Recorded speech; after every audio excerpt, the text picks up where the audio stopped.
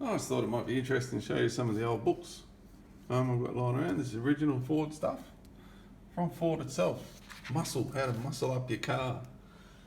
How they did it. It was absolutely terrific. It is a really cool read. Very good read. It's got a couple. It's a bit old, of course, but this is a 1960s or 70s book, I think. Doesn't actually give you a year, but it's pretty old. It actually goes right through it. Every engine type goes right down to the itty gritty, and it even goes down to how to stage them, how to prep them for staging them. It is a really good book if you ever get your hands on it. The stock 390s and how to jam them into different stages. Stage 2, stage 3, 4. It's absolutely brilliant. Now Ford would tell you how to make horsepower out of them. The 428s, starting to get into the serious stuff. 427s. All different type of intakes. Yeah, it is. It's absolutely brilliant. The original specs from the Muscle 427 from back in the day, the original.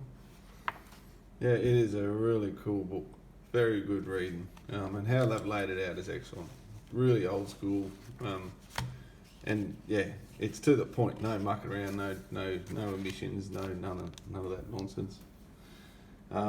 There's another one. That's a Ford supplementary manual for the 351 only. So XW to ZC.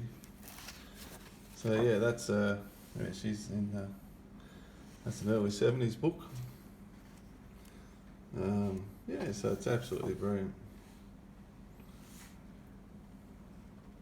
It's a supplementary just for the 351, only for the 351, supplementary to the main manual. Absolutely, some really good reading in there.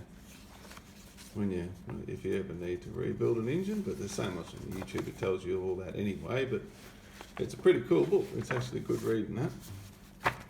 Old hot rodding book, again, wicked, very funny stuff. Basic engine hot rodding. It's again how they wrote it and explained it and all that back in the day. It's brilliant, absolutely brilliant. Look at the hair. Oh yeah. So again, 70s.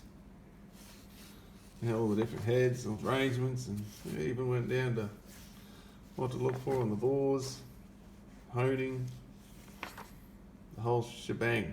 Absolutely very good stuff. Setting up gauges and all that. Another one, Ford V8. Oops, again, straight from Ford.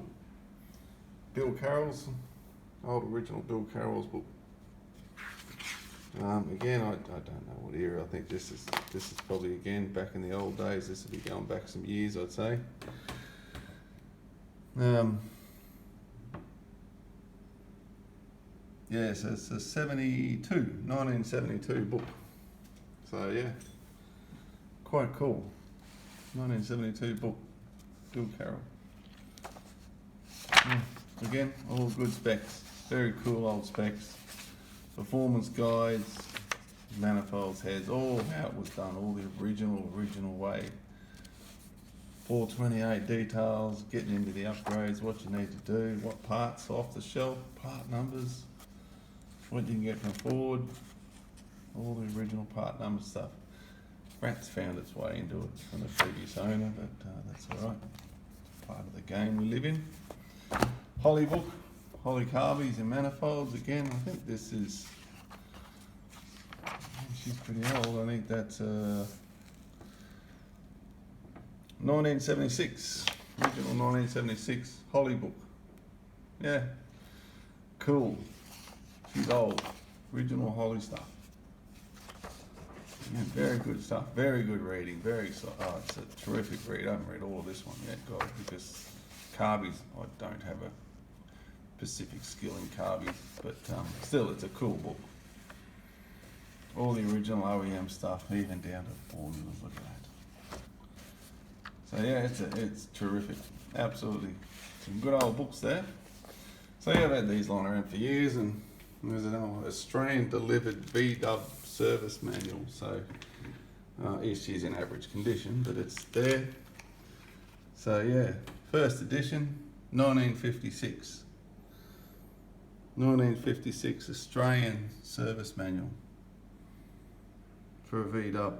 So there's probably some V-dub enthusiasts, which I really don't have V-dubs, but I keep these sort of books because I think they're cool. Someone would probably want this pretty bad, I'd suggest, but anyway, it's mine. All original. That's service manual from VW itself. Australian too, Australian one. Yeah, wouldn't be many of these in existence, I'd suggest. But again, condition's pretty average, but that doesn't matter. These things are what they are. You could fix it if you really wanted to, but anyway, it's all there. Yeah, it's cool. Anyway, I'll get to the other manuals I've got in a bit.